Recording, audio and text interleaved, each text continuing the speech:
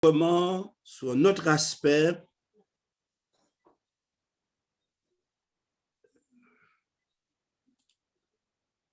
vous m'entendez?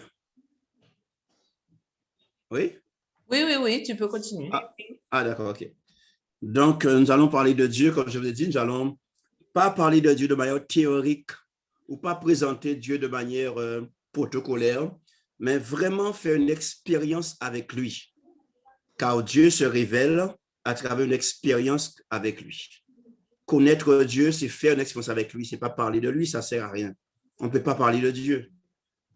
Et voilà pourquoi nous allons voir ce soir la suite de lundi dernier. Rappelez-vous, je vous avais promis de revenir, puisqu'on a vu la première partie, on a vu les 10 noms qu'on a donnés à Dieu, dans quelles circonstances, pourquoi et qui a donné le nom à Dieu. Nous allons continuer ce soir et à la fin, j'ai une question à vous poser, donc suivez bien ce qui se passe. Donc, nous avons vu que le premier nom, c'est El Eloé, le Dieu puissant, le Dieu fort et prééminent. D'accord? Nous avons vu Elohim. Ici, nous sommes toujours Elohim, Dieu, le Dieu de la création. Vous trouvez ça dans Genèse. Au commencement, Dieu créa. Elohim. Ou encore, faisons l'homme à notre image. Elohim au pluriel. Le Père, le Fils et le Saint-Esprit. Nous avons vu également El Shaddai, Dieu tout-puissant. Voyez, Dieu puissant et Dieu tout-puissant. Adonai, qui signifie Seigneur. Yahvé Jiré, l'Éternel pourvoira. Yahvé Jéhovah, signifie l'Éternel également. Nous avons vu Yahvé présent, accessible. Donc, Yahvé Dieu est un Dieu qui est présent, qui est accessible et qui est proche de ceux qui crient à lui. Rappelez-vous Israël, dans le désert, ils ont crié à Dieu. La Bible dit que Dieu a répondu à leur angoisse, à leurs soucis, à leur stress. D'accord? C'est important. Ce même Yahvé, non seulement il répond au cri, il pardonne les péchés et nous couvre. En 8, nous avons vu Yahvé Rapha, signifie l'Éternel qui guérit. D'accord? Nous avons vu ça dans la de Moïse également avec Israël. Yahvé Nissi, l'Éternel mon étendard, l'Éternel ma bannière. D'accord? Ensuite, nous avons vu Yahvé Shalom, l'Éternel paix ou l'Éternel ma paix. C'est très important. Rappelez-vous tout ce que nous avons vu lundi dernier. Nous avons expliqué avec des textes détaillés pourquoi ces noms, dans quelles circonstances, qui a donné ce nom et ainsi de suite. Et ça nous a fait du bien. Et ce soir, on va poursuivre également pour comprendre ce qui se passe. Alors, nous avons dit en conclusion que tous les gens, ces gens qui ont donné des différents noms à Dieu, ils ont vécu une expérience avec lui. Ils ont connu un aspect du caractère de Dieu. Donc, Dieu s'est révélé à eux dans une situation particulière et spéciale. Et à partir de cela, ils ont décrit une partie du caractère de Dieu ou de la personnalité de Dieu. Nous allons voir ça ce soir, mais nous allons poursuivre à l'avenir pour voir comment c'est important. Donc, chacun des nombreux noms de Dieu décrit une des multiples facettes, n'est-ce pas? Rappelez-vous ce que nous avons dit de son caractère. Voilà, on va dire ça comme ça pour bien comprendre. OK? D'accord. Alors, ce soir, donc, nous sommes étude numéro 9 et non pas 7. Comment peut-on définir Dieu? Peut-on définir Dieu? Quelle question, n'est-ce pas? Mais nous allons voir ça au fur et à mesure. Hein? Comment peut-on définir Dieu? Comment peut-on parler de Dieu? Comment peut-on présenter Dieu? Alors, quels sont les différents noms de Dieu et que signifie-t-il?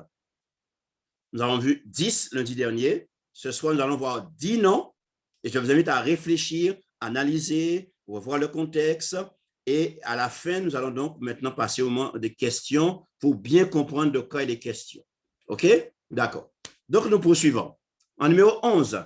Alors, je répète, hein, je vais vous présenter il y a une vingtaine, hein, d'accord?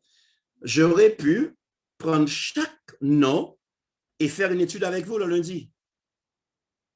Donc, ça aurait été long, n'est-ce pas? Long, trop long. Donc, j'ai voulu faire un petit résumé pour vous présenter. D'ailleurs, les lundis à venir, nous allons voir Dieu dans d'autres contextes et vous allez comprendre justement les 12 noms que nous sommes en train de voir là. OK? Donc, Ave Elohim. Vous avez ici un nom donné encore à Dieu qui signifie l'éternel Dieu. Yahvé, éternel, Elohim, Dieu. D'accord? Genèse chapitre 2, verset 5. Là, nous allons commencer à lire. Et comme je vous ai dit que nous sommes en famille, nous sommes ensemble, n'hésitez pas, n'ayez pas peur, prenez vos Bibles, cherchez le texte et lisons ensemble.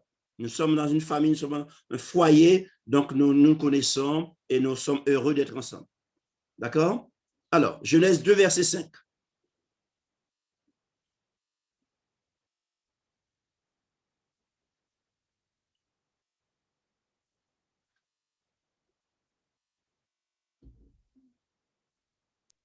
Qui veut lire? Genèse 2, verset 5. Oui. Aucun arbuste des champs n'était encore sur la terre, et aucune herbe des champs ne germait encore, car l'Éternel Dieu n'avait pas fait pleuvoir sur la terre, et il n'y avait point d'homme pour cultiver le sol. Très bien. Alors, qui parle Amen. ici? Amen. Qui parle ici? Qui a écrit Genèse? C'est Moïse qui parle. Très bien, c'est Moïse qui parle ici. Et Moïse me dit, avant le déluge, bien sûr, y avait pas, la pluie ne tombait pas, ça ne sortait pas du ciel, elle tombait sur terre. C'est une sorte de vapeur qui sortait sous la terre et qui rafraîchissait la terre. Et là, il va appeler l'éternel Dieu. Yahvé Elohim ne faisait pas pleuvoir de l'eau parce qu'il n'y avait point d'homme pour cultiver le sol. Rappelez-vous, nous sommes dans Genèse 2, nous sommes à la création, il y avait Adam et Ève seulement. D'accord? Donc, l'éternel Dieu. Remarquez encore, je vous ai dit la semaine dernière, comment Moïse donnait des différents noms à Dieu dans différentes circonstances. Ça continue ce soir, vous allez voir. Et pour bien comprendre de quoi nous parlons. Le psaume 59, verset 6. Il y a un petit détail en plus que je vous invite à faire attention. Le psaume 59, verset 6.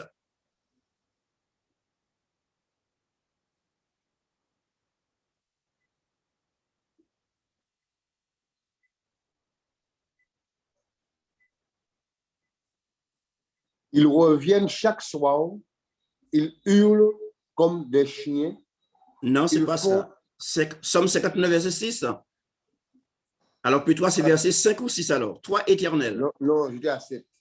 Toi, éternel, Dieu des armées, Dieu d'Israël, lève-toi pour châtier toutes les nations. On peut s'arrêter là, première partie. Je te remercie. Première partie, on peut s'arrêter à la première partie. Alors, qui parle ici?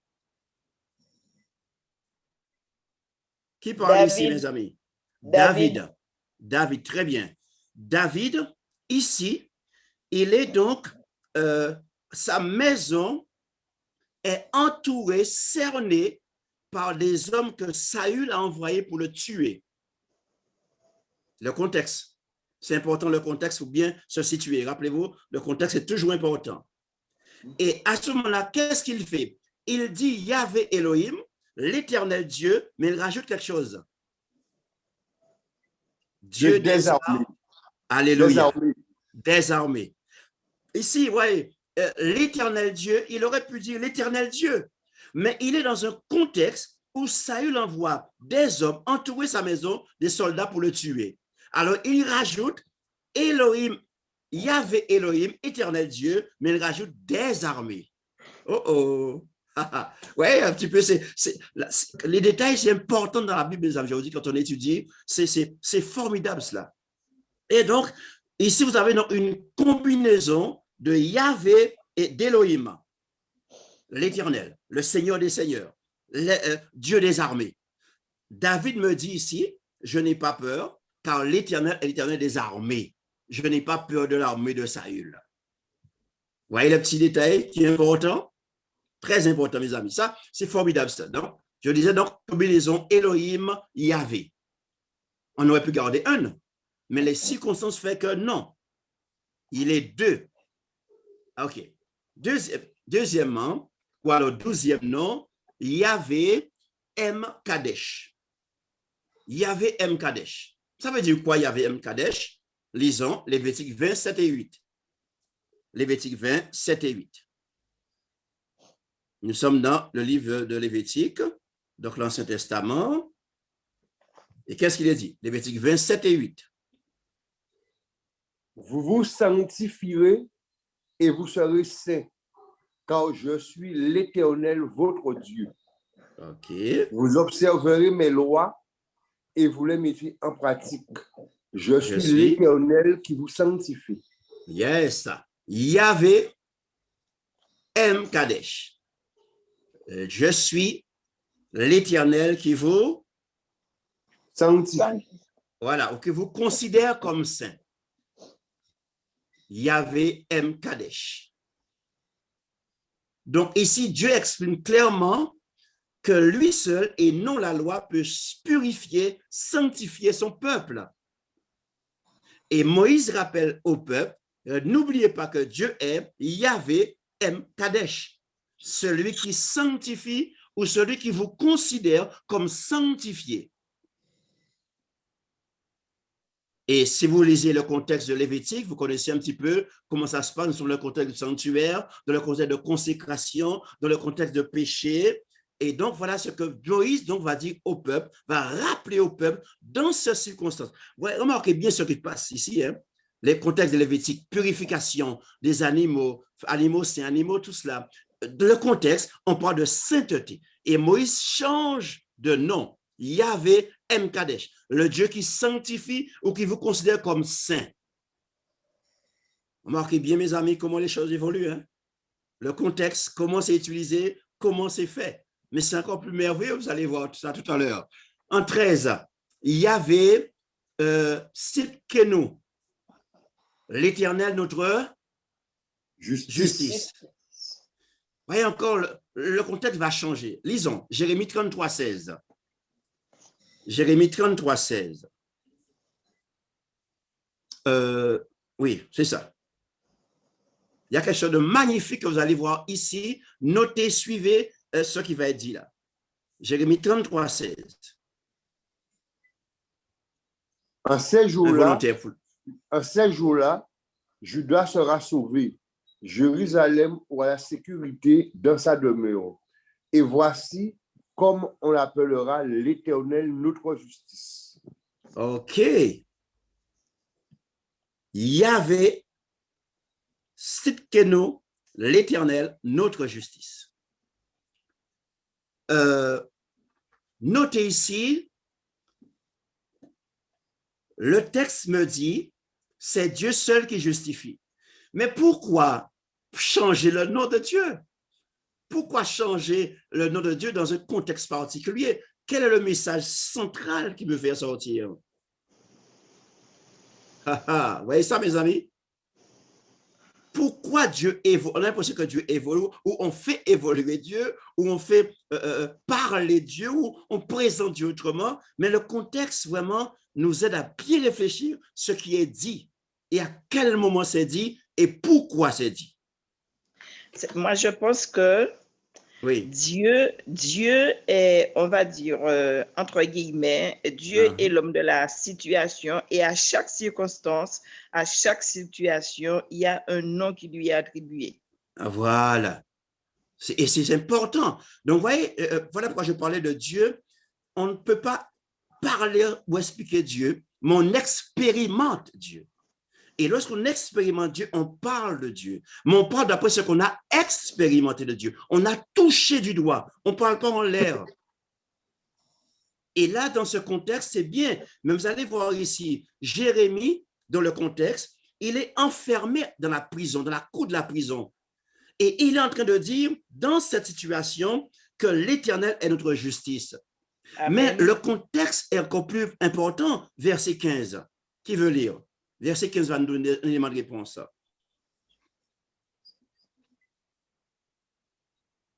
Nous sommes dans la prophétie là, verset 15.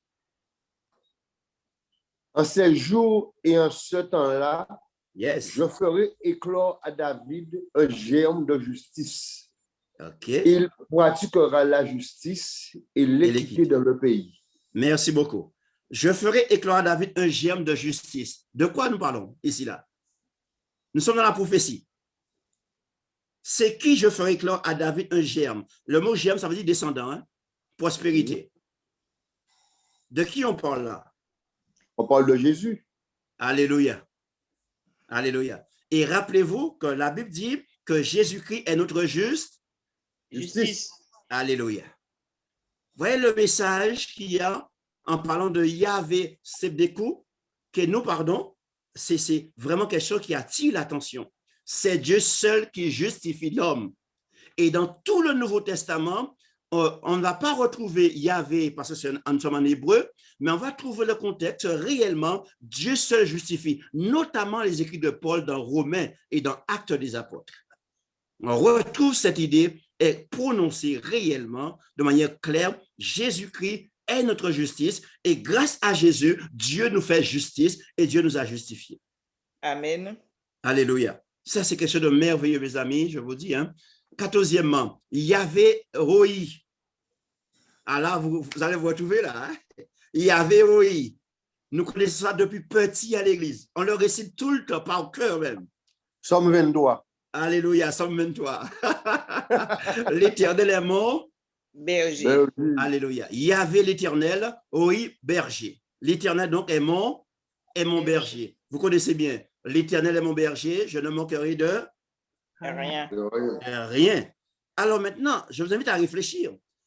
Est-ce que vous avez, quand vous lisez le psaume 23, qui est très riche, que j'aime beaucoup étudier ça avec les gens et le développer parce que c'est magnifique, notamment le verset 6, magnifique en matière de salut, de bonté de Dieu. Verset 6, extraordinaire.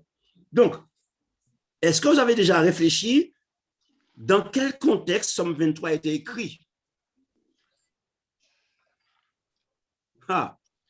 Et pour comprendre le contexte, qu'est-ce qu'il faut faire? Nous avons déjà vu ça. Hein? Il faut lire ce qu'il y a avant. Très bien. Et le psaume 22. Que dit le psaume 22? Le psaume 22 parle de l'angoisse de David, la souffrance de David. Il a l'impression d'avoir été abandonné. OK, voilà, tout à fait. Et il souffre, l'ennemi est là, tout le monde est contre lui. Il a même l'impression de Dieu aussi. Mais non, il se rappelle que l'Éternel est mon berger. Et j'ai confiance en lui. Mais qui parle de berger là? De quoi? Pourquoi il parle de berger? Parce qu'il se considère comme l'agneau, comme une brebis. Oui, je suis d'accord. Mais pourquoi est-il le mot berger à ce moment précis? Qui est David? Lui-même a été berger à un certain moment. Alléluia. Alléluia. Okay. Donc, quand il emploie le mot berger et dit que Dieu est mon berger, il sait de quoi il parle. Il ne parle pas des choses des autres, de la parole des autres, ce qu'il a entendu. Il est un berger. Il sait c'est quoi un berger, le rôle d'un berger qui s'occupe de brebis dans les bois, avec tous les dangers qu'il y a autour. Et au psaume 22, il parle, voilà, je suis brebis, errant, l'angoisse, souffrance, stress, je suis en dépression, tout ce que tu veux. Et il se rappelle, mais l'Éternel est mon berger. Donc, je peux lui faire confiance. Yahvé Roi. Je peux me confier en lui. Il est un bon berger. Je suis sa brebis. Il prendra soin de moi. Et David retrouve la confiance dans le berger Jésus-Christ. Et là, il va l'appeler Yahvé Roi, l'Éternel, mon berger. Amen. Et j'aime beaucoup l'Éternel, pas l'Éternel, le berger. Comprenez bien, Yahvé Roi, l'Éternel, mon berger à moi. Mon berger. Alléluia. Amen. Donc, ça dit que je suis en train de parler de quelque chose que je connais. J'ai expérimenté cela. Et je peux présenter Dieu comme un berger parce que j'ai été berger, j'ai vécu. Donc, je sais ce qu'est un berger et Dieu a agi avec ma comme un berger. Il compare, lui en tant que berger, ce qu'il a fait, les sacrifices qu'il fait, comment il doit protéger, comment il doit se donner, il doit être attentif, attentionné, amour, passion, soigner les brebis. Et il dit, mais Dieu attend, mais Dieu est le grand berger, oui. C'est ce qu'il fait pour moi. Yahvé Roi. Ouais, mes amis, comment on parle de Dieu, comment on peut présenter Dieu? On ne peut pas parler de ce qu'on ne connaît pas. Quand on parle de Dieu, il faut être pratique parce qu'on ne peut pas expliquer Dieu. Ça nous dépasse tout cela. Or, Dieu existe, il se révèle et il veut que nous puissions justement le présenter au monde. Vous voyez comment c'est important tout cela? Très bien. OK. Alors donc, je manque d'arriver. Voilà, on a déjà dit ça. OK. Ensuite, il y avait Sabaoth. Oh, j'aime beaucoup cela. Yahvé Sabaoth, l'Éternel, le maître de l'univers. Aïe, aïe, aïe, mes amis, c'est fort, oui. Ésaïe 1,24. Ésaïe 1,24. Yahvé Sabaoth, l'Éternel, le maître de l'univers. Mais on va voir encore mieux que ça tout à l'heure. Alors, qui veut lire pour moi Ésaïe 1,24? C'est pourquoi voici ce que dit le Seigneur, l'Éternel des armées, le fort d'Israël. Je tirerai satisfaction de mes adversaires et je me vengerai de mes ennemis. Yes, I. Remarquez bien, c'est pourquoi voici ce que dit le Seigneur, l'Éternel des armées. Notez ici que lui second, la version, dit l'Éternel des armées, le fort d'Israël. Est-ce que vous avez la version français courant qui est plus proche de l'original? Est-ce que vous l'avez? Si vous ne l'avez pas, vous ne l'avez pas? Non. OK. Alors, la version français courant dit, c'est pourquoi le Maître suprême, Yahvé Sabaoth, le Seigneur de l'univers. Ça, c'est magnifique, ça. Remarquez la différence. Le Seigneur des armées. Et là, l'original réel, c'est Yahvé Sabaoth, le Maître suprême, le Seigneur de l'univers. Version français courant. Et la version parole de vie dit, c'est pourquoi voici ce que déclare le Seigneur de l'univers, le Maître, le Dieu puissant d'Israël. Alors, qu'est-ce que vous notez ici? Qu'est-ce que vous notez ici, là? Ésaïe qui parlait maintenant, là. Comment il décrit Dieu? Le fort d'Israël. Le fort d'Israël. Ensuite, le Maître suprême, le Seigneur de l'univers, le Tout-Puissant, le Dieu puissant. Celui qui se venge de ses ennemis. Alléluia. Alors, qu'est-ce qui pousse Ésaïe à décrire Dieu ainsi? Vous avez réfléchi au contexte? Pourquoi il dit que l'Éternel, Yahvé Sabaoth, l'Éternel, le Dieu puissant, donc mon Dieu à moi, il est le Maître suprême, il est le chef de l'armée, il est donc Maître, il est suprême et il est tout-puissant. Qu'est-ce qui peut pousser quelqu'un à dire cela? Parce qu'il reconnaît que c'est le Créateur. Il reconnaît que Dieu est créateur. Par rapport à ses expériences avec lui. Avec lui. Mais tu l'as dit quand tu as lu à la fin du texte, parce qu'il... Je me vengerai de mes ennemis. Alléluia. Rappelez-vous toujours, quand vous lisez l'Ancien Testament, le contexte. Toujours contexte de guerre, d'affrontement et tout ce qu'il y a autour. Et ici, il y a une comparaison. Nous sommes dans un conflit cosmique. Il ne faut jamais oublier que quand on lit la Bible, mettons le conflit, dans le contexte du conflit cosmique. Parce que l'armée, les étrangers, croyaient qu'ils sont plus forts que le Dieu d'Israël. Parce que parfois, ils gagnaient Israël, parfois, ils remportaient des victoires. Donc, ils se disent que nos dieux, nos idoles sont plus forts. Ésaïe leur rappelle, non, notre Dieu, l'Éternel, il est le Maître de l'univers. Lui, il est vrai, il existe. Vos idoles ne parlent pas. n'agit pas, n'entendent pas.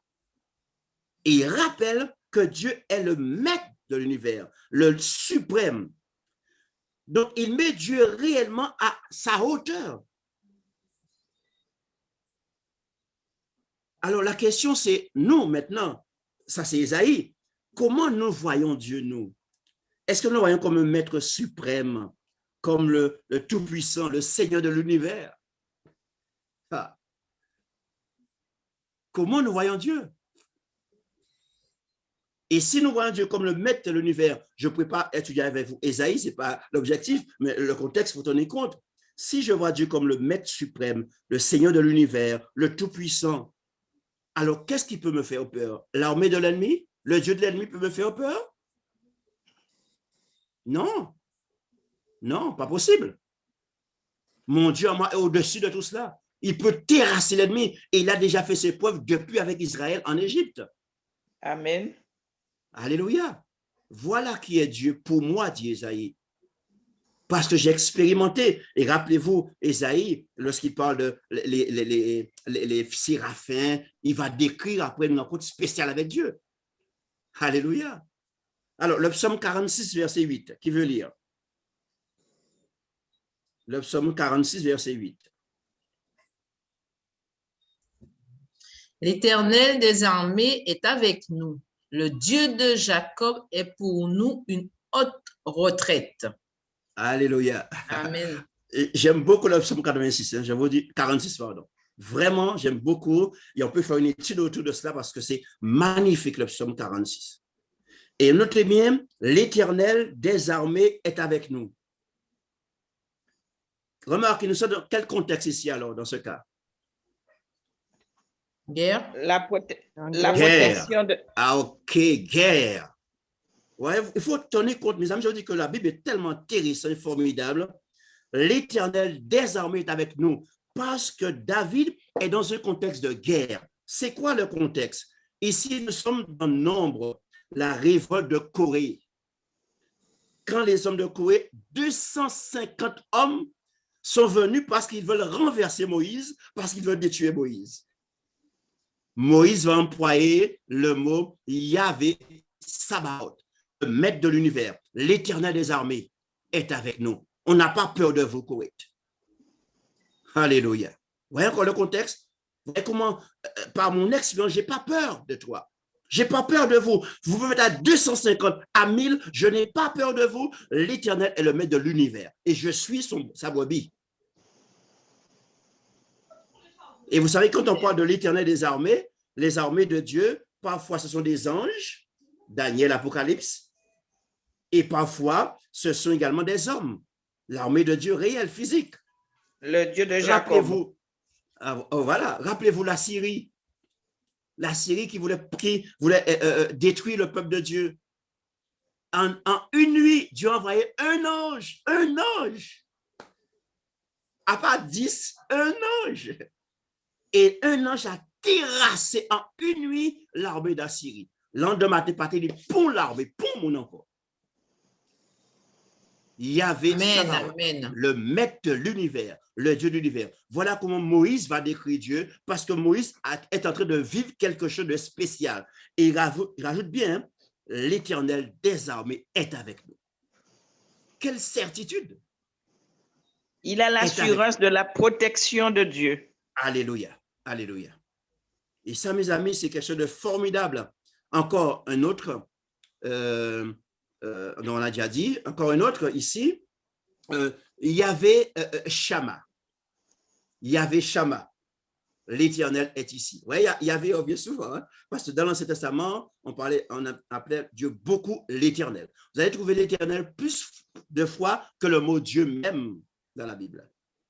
Il y avait Shama, il y avait l'Éternel, Shama est ici, en hébreu. Alors, qu'est-ce qui s'est passé là?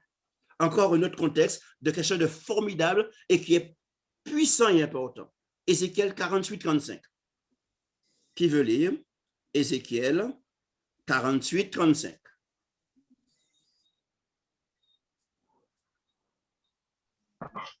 Le pourtour de la ville fera 9 kilomètres Et dès ce jour, le nom de l'Éternel sera l'Éternel est ici. Alléluia. Ouais. La version dit circuit 10 000 cannes et dès ce jour, le nom de la ville sera l'Éternel est Ici. Ici. Okay. Pourquoi ce nom-là?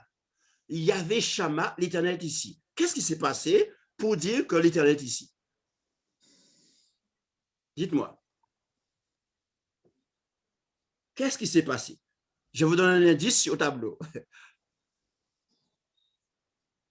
Vous vous rappelez l'histoire d'Israël? Dieu qui marchait avec l'arche, la présence de l'arche, la gloire de Dieu, la Shekinah et tout cela. Et à un moment donné que Dieu s'est retiré, Yahvé Shama, l'Éternel ici. L'Éternel ici est revenu au milieu de nous. Alléluia. L'Éternel est de retour. Amen. La gloire de l'Éternel est de retour. L'Éternel est au milieu de nous. On l'a chassé. Maintenant, on a fait appel à lui et il revient. Pourquoi? Je répète souvent, parce que nous avons été créés pour vivre dans la présence de Dieu. Amen. Et Dieu ne peut pas vivre sans nous. Même quand on le chasse, il nous dit, OK, d'accord. Mais quand on l'appelle, il dit, oh, mange là. Je ne demande que ça, être avec vous, être parmi vous. Je vous aime, je veux vivre avec vous. L'Éternel est ici, il est revenu. Et si l'Éternel est ici, quel est le message pour les nations païennes?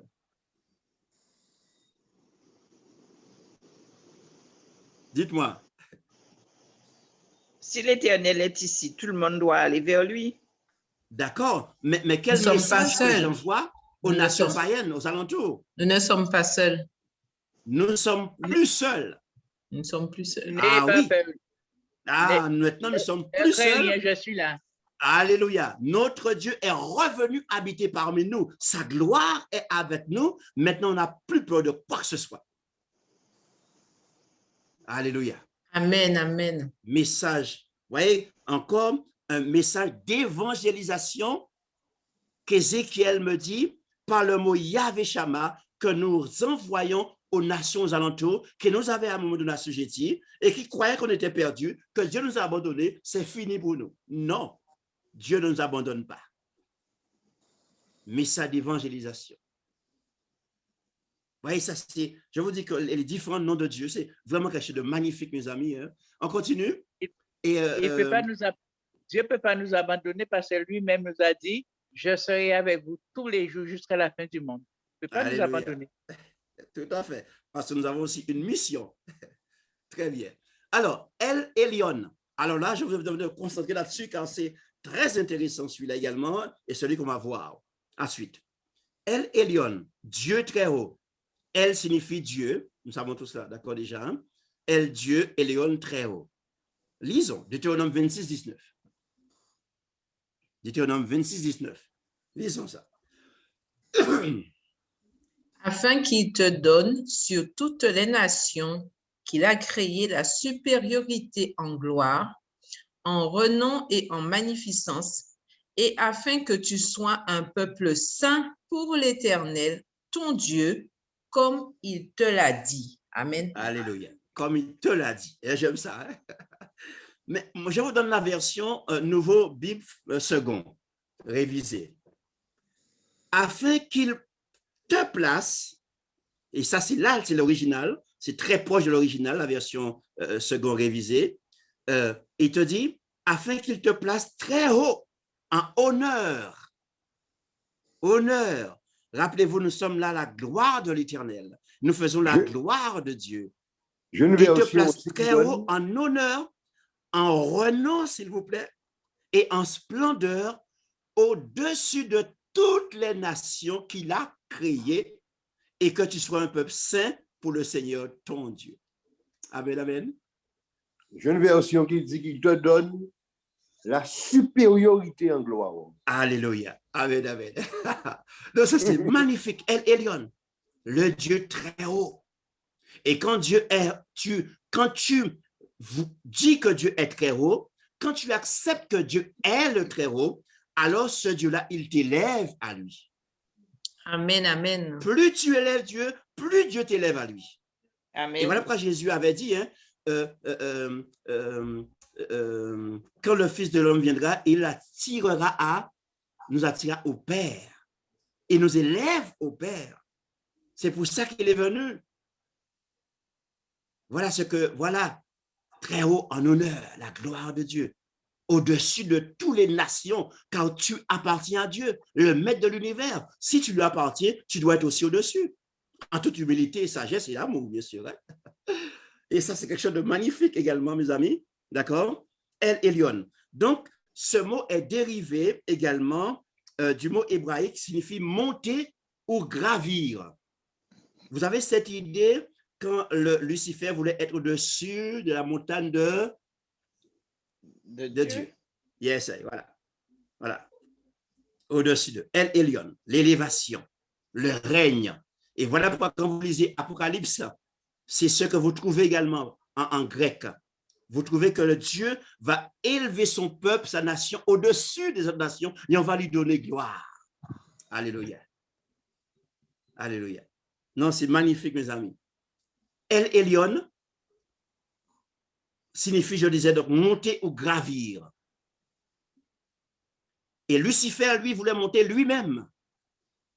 Or, le texte dit, c'est Dieu qui te fait gravir. C'est Dieu qui te fait monter à lui parce que tu l'as mis à sa place, à hauteur. C'est jamais. Si c'est toi qui t'élèves, c'est de l'orgueil. Dieu va t'écraser comme Lucifer. Vous voyez? El Elyon dénote donc l'élévation, le droit absolu de régner. Voilà pourquoi le peuple de Dieu va régner avec Dieu à un moment donné. Alléluia, mes amis. C'est formidable tout cela, n'est-ce pas? Et en 18, El Roi, Dieu qui voit. El, Dieu, Roi, voit. Dieu qui voit. Genèse 16, verset 13. Un volontaire pour lire. Genèse 16, verset 13.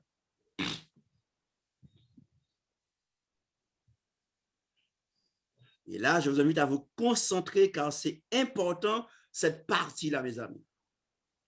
Elle donna à l'Éternel qui lui avait parlé le nom d'Ata El-Roi.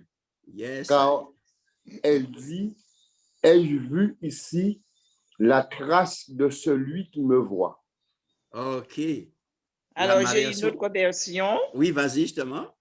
Elle appela Ata El-Roi, le nom de l'Éternel qui lui avait parlé, car elle dit, ai-je rien vu ici après qu'il m'a vu. Alléluia. Là, c'est magnifique, là. Nous parlons de qui, là? Vous connaissez le contexte? Ça vous dit rien? Lorsque Agar.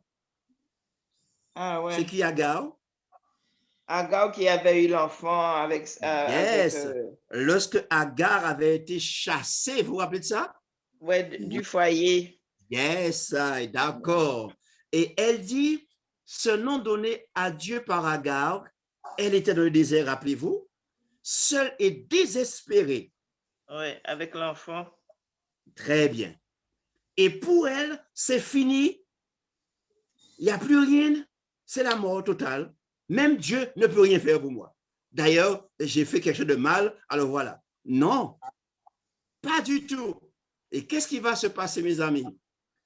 Agar va rencontrer l'ange de l'Éternel. Elle va prendre conscience qu'elle avait vu, en fait, Dieu lui-même dans ce qu'on appelle théophanie.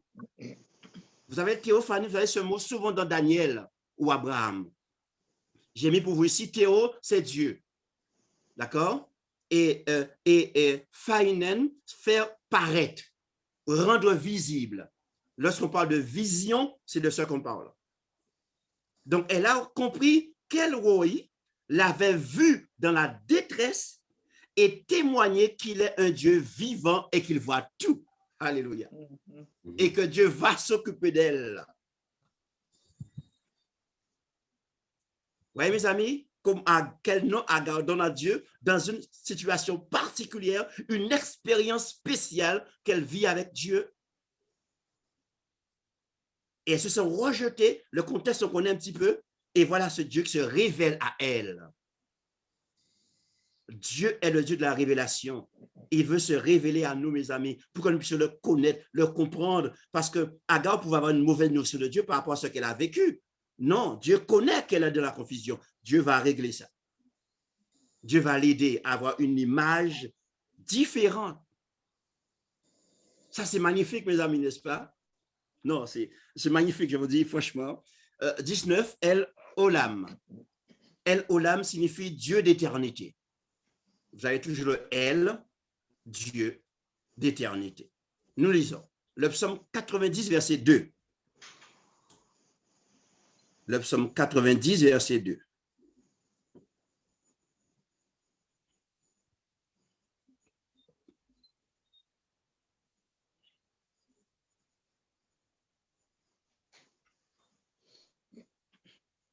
Tu veux lire? Avant que les montagnes fussent nées et que tu eusses créé la terre et le monde, d'éternité en éternité, tu es Dieu.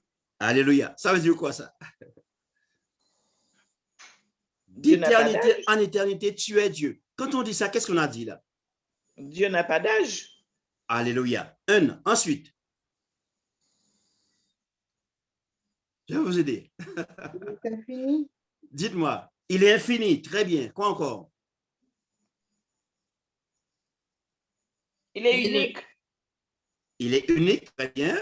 Qu'il est le Dieu au-dessus de tous les dieux. De tous les dieux. D'éternité en éternité, je n'ai pas de commencement, je n'ai pas de fin. Donc, je suis hors du temps. Alpha et Oméga. Alléluia. Je suis hors de toute contrainte temporelle. Et on peut même rajouter corporelle également. J'ai été, je suis et je serai. De toute éternité, j'ai toujours existé. Et là, quand David dit ça, il enfonce le clou réellement concernant l'identité de Dieu. Une des caractéristiques de Dieu, il n'a ni commencement ni fin. Il a toujours existé. El Olam, le Dieu de l'éternité. Alléluia. Et enfin, le dernier, en 20, El Gibor, Dieu puissant. Et là, mes amis, je vous invite à faire attention. On a vu El Gibor lundi dernier dans un autre contexte. Et là, nous allons le voir dans un autre contexte. Et là, je vais vous inviter maintenant à me dire ce contexte-là et de bien suivre ce qui va être dit là. OK? Ésaïe 9, verset 5. Ésaïe 9, verset 5. Encore dans la lignée de la prophétie encore. Qui veut lire?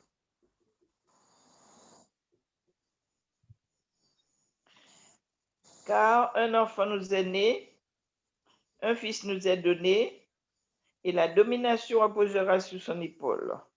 On l'appellera admirable, conseiller, Dieu puissant, Père éternel, Prince de paix. Alléluia. Dites-moi, qu'est-ce qui se passe dans ce texte-là? El Gibor. Dites-moi.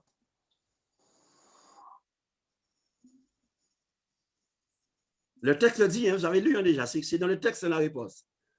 Toujours d'ailleurs. Un enfant Il a la nous est. domination. Nous sommes dans quoi là? Enfant nous est. Alors oui, alors nous sommes dans quoi là? Dans la prophétie. C'est une prophétie biblique. Qui fait cette prophétie? Qui l'annonce? Ésaïe, Ésaïe. Ésaïe. Cet enfant en question à venir, c'est qui? Jésus, C'est Jésus-Christ. Jésus. Et Jésus-Christ sera El Gibor, c'est-à-dire Dieu Dieu puissant. le texte le dit là, admirable, conseiller, Dieu puissant, Père éternel, Prince de la paix. Ce texte me dit que Jésus-Christ était Dieu réellement et qu'il s'est fait homme pour nous sauver. Ouais, El Amen. Gibor avec Dieu en Ancien Testament, El Gibor en relation avec Jésus, aussi Dieu devenu fils de Dieu pour le salut de l'humanité. Dieu puissant. Et Jésus-Christ, voilà pourquoi il était considéré comme Dieu également. Il était puissant et même tout puissant. C'était quelque chose de magnifique. Donc, c'est le nôtre qui décrit le Messie Jésus-Christ dans ce passage prophétique d'Ésaïe comme un puissant guerrier Rappelez-vous, un guerrier qui va venir pour détruire les ennemis de Dieu. Et c'est là où les pharisiens se sont quelque part trompés et croyaient que nous allons rester dans la guerre physique toujours. Et le texte dit qu'il va régner avec un sceptre de fer. Alors, nous sommes dans la prophétie. Si nous poussons la prophétie, nous tombons dans l'Apocalypse. Et Apocalypse 19 parle justement de Jésus quand il va venir dans son règne et comment il va vaincre les nations. Ésaïe 10, après 19, verset 15. De sa bouche sortira une épée aiguë pour frapper les nations. Il pètera avec une verge de fer et il foudra la queue du vin de l'ardente colère du Dieu Tout-Puissant. Apocalypse, je connaissais un petit peu déjà ce contexte-là. Jésus qui va revenir. Il est venu en tant que sauveur, mais il va revenir cette fois-ci pas en tant que sauveur. Attention. En tant que celui qui va appliquer la justice de Dieu sur tous ceux qui n'ont pas accepté Jésus-Christ. OK? Très bien, mes amis. Alors, nous venons de voir 10 noms donnés. Oh, trop vite.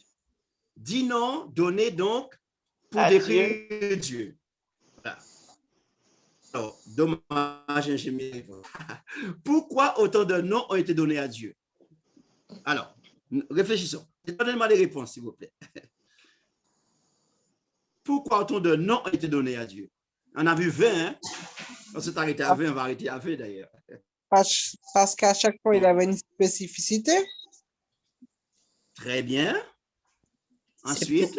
C'est pour nous rassurer que Dieu peut être notre tout. C'est-à-dire, il peut être mis dans le mot tout. Exactement. Très, très bien, mes amis. Ensuite,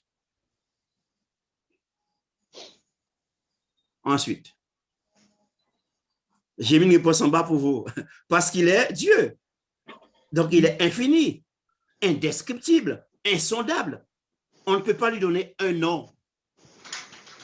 Parce que ce n'est pas Dieu. Lui donner un nom, c'est plus Dieu. Ça veut dire que tu l'as enfermé, tu l'as encadenassé quelque part et tu crois que tu le connais. Non. On ne peut pas enfermer Dieu, mes amis. On ne peut pas enfermer Dieu dans aucune religion. On ne peut pas enfermer Dieu dans aucune doctrine. On ne peut pas enfermer Dieu dans aucune philosophie. Dieu est au-dessus de tout cela. Dieu se révèle, Dieu se manifeste, Dieu se vit. Et il se vit avec chaque personne de manière différente. C'est ça, Dieu. Et si on ne le vit pas, on ne peut pas comprendre cela et on ne peut pas parler de Dieu. On peut parler de Dieu de manière, comme je vous l'ai dit, protocolaire et comme toutes les religions en parlent, Dieu ci, Dieu ça, mais en fait, ça, c'est pas Dieu. Les pharisiens étaient comme ça, ils n'ont rien compris d'ailleurs. Donc, je lui donne un nom par rapport à ce qu'il est pour moi. Alléluia, c'est ça. C'est du vécu, c'est du Amen. touché. C'est ainsi que Dieu veut que nous puissions le connaître, vivre quelque chose avec lui. Dieu c'est du concret, Dieu. Alors, les noms de Dieu sont venus des témoignages de ceux qui ont vécu avec lui. Vécu quelque chose. Oui, vécu quelque Alléluia. chose. Alléluia. C'est ça, mes amis. C'est ça, mes amis. Nous avons souvent le nom Dieu, mais vous voyez, on a vu 20 là seulement. Et dans 20 contextes différents, de personnages différents, d'histoires différentes, comme quoi Dieu, il est vraiment insondable, infini. Et il est toujours présent pour se révéler à moi, pour me faire connaître qui il est. Je ne peux pas parler de quelque chose que je ne connais pas. Non, ça ne passera pas. Ça passera 2-3 jours. Mais non, après, ça ne passera plus après. Dieu veut que nous soyons concrets quand on parle de lui. C'est formidable, mes amis. Amen, amen. Ils ont vécu une expérience avec Dieu. Ils ont connu un aspect du caractère de Dieu, de sa personnalité. Et ils sont en mesure de le décrire. Voilà pourquoi nous avons la Bible, mes amis. Voilà pourquoi j'ai commencé par la Bible. Vous voyez, on va continuer au fur et à mesure à mettre en pratique ce qu'on parlait de la Bible. Vous allez voir, c'est intéressant. Donc, en conclusion, chacun des nombreux noms de Dieu décrit une des multiples facettes de son caractère, de sa personnalité, vécue par une personne en particulier. C'est important, mes amis. Et à partir de lundi, nous allons maintenant entrer dans un autre aspect concernant Dieu. Parce que comme je vous ai dit, mon plus grand désir par rapport à l'expérience que j'ai, c'est que nous puissions ne pas parler de Dieu comme ça. Non, que nous puissions réellement toucher du doigt Dieu, vivre avec lui quelque chose, parler de quelque chose que je connais, que j'ai expérimenté. Et d'ailleurs, ça va se voir sur la joie que je dégage, le bonheur que je dégage. Et ça va être un témoignage puissant et qui va gagner l'autre à la gloire de Dieu. Alléluia. Amen. Amen, mes amis. Amen. Amen. Amen. Nous allons prier alors. Nous prions. Oh, notre Père, notre Dieu, tu es vraiment un Dieu magnifique, un Dieu merveilleux. Mais tu es un Dieu qui se révèle. Sans révélation, on ne peut rien savoir de toi. On ne peut rien connaître de toi. On ne peut rien vivre de toi. Tu es le Dieu qui se révèle et tu veux te révéler à nous. Mais pour te révéler à nous, tu veux notre présence. Tu veux qu'on soit là pour vivre quelque chose de particulier qu'on peut toucher du doigt et qu'on est convaincu de ce qu'on a vu, ce qu'on a entendu, ce qu'on a vécu. Et là, tu seras du réel, du concret pour nous dans notre vie. Et ça, Seigneur Dieu, c'est que tu veux que nous puissions vivre avec toi comme ces hommes et femmes de la Bible ont vécu des choses et t'ont donné des différents noms pour parler de ton immensité, de ta grandeur, de ta toute-puissance, parce qu'on ne peut pas t'enfermer dans quoi que ce soit, Père. Alors, s'il te plaît, nous qui sommes connectés ce soir, nous qui avons fait cette étude, je t'en supplie, aide-nous à vivre quelque chose de spécial, de particulier avec toi, afin de parler de toi ou de mieux parler de toi. Amen. Par ton esprit, s'il te plaît, ce soir, saisis chacun d'entre nous. Emmène-nous à un rendez-vous avec toi et donne-nous une révélation nouvelle de toi. Et vraiment pour que nous puissions te connaître, car l'objectif, quand on te connaît, c'est tomber amoureux de toi. Parce que dès lors qu'on te connaît, on ne peut pas ne pas t'aimer. Et dès lors qu'on t'aime, Seigneur, alors nous allons te faire plaisir et tu vas trouver ton plaisir en nous. Seigneur Dieu, bénis chaque personne connectée ce soir. Bénis chaque famille. Révèle-toi. Continue. Nous allons terminer ce soir sur le Zoom, mais que ton esprit continue après, ce soir, plus tard, demain, après-demain, continue à parler à nos cœurs et à nous sensibiliser de ta présence. Bénis chaque personne ce soir encore une fois. Je t'ai prié au nom de Jésus et pour ta gloire. Amen.